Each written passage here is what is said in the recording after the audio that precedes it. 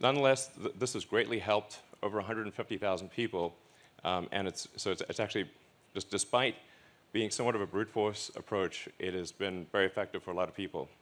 And this is what's currently available. So we want to radically improve this by multiple orders of magnitude, improve it by a factor of 100, then 1,000, then 10,000.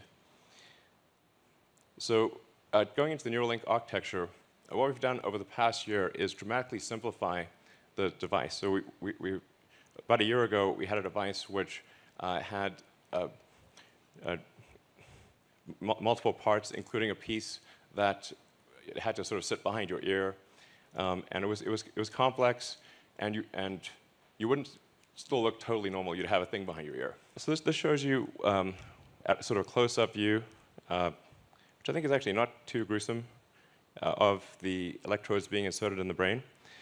And if you look closely, you'll see that it's a little counterintuitive that if the electrodes are inserted very carefully, that there's no bleeding. And so if you have very tiny electrodes, and if they're inserted very carefully, so that the robot actually images the brain and makes sure to avoid any veins or arteries. And we'll have this, we're bringing out the pigs, and what we're going to show you is well, I'll walk right over and show you.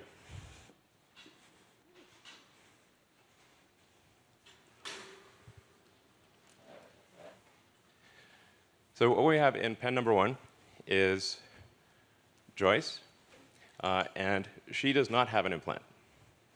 Obviously healthy and happy. We're trying to get Gertrude out, and this is how you know it's a live demo. She's like, she's trying to eat something in the corner of her pen. Come on, Gertrude, let's go. Snacks are this way. Oh, man. All right, we'll wait. We'll give Gertrude a second, and we'll move on to Dorothy. Sometimes the pigs are a little shy. So here's Dorothy, and in the case of Dorothy, Dorothy used to have an implant, and then we removed the implant. So this is a very important thing to demonstrate is reversibility. So if you have a Neuralink, and then you decide you don't want it, or you want to get an upgrade, and the Neuralink is removed, is it removed in such a way that you are still healthy and happy afterwards? And what Dorothy illustrates is that you can put in the Neuralink, remove it, and be healthy, happy, and indistinguishable from a normal pig.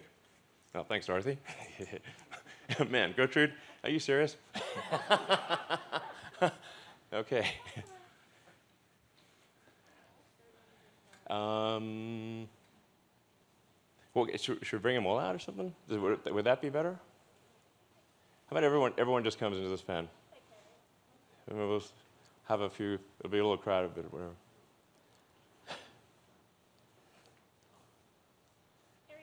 Okay. All right. Well, is Gertrude still back in the thing? Yeah. Okay, we need to bring Gertrude out. Yeah. All right, this might take a sec.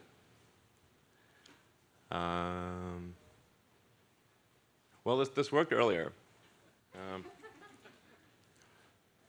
All right, well.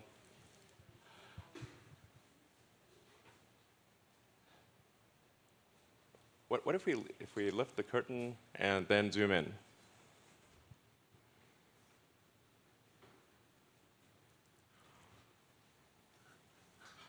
All right. Here we go. Great. Okay. Great. Okay. This is a high energy pig.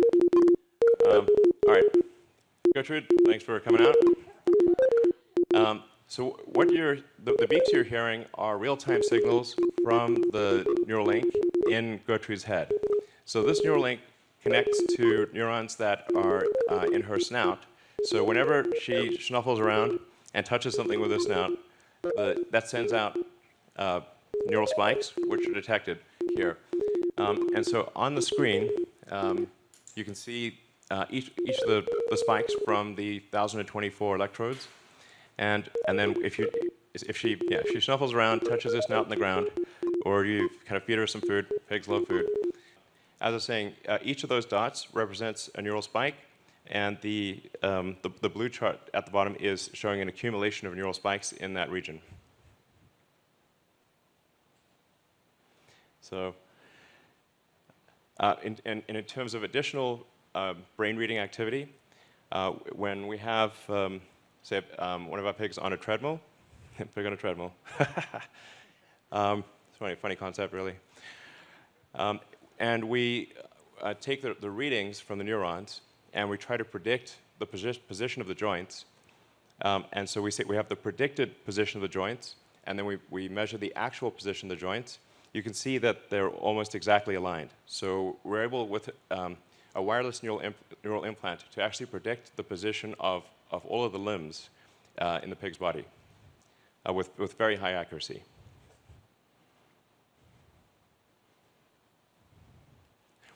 Now, in terms of writing to the brain or stimulating neurons, we also need precise control of the electric field in space and time.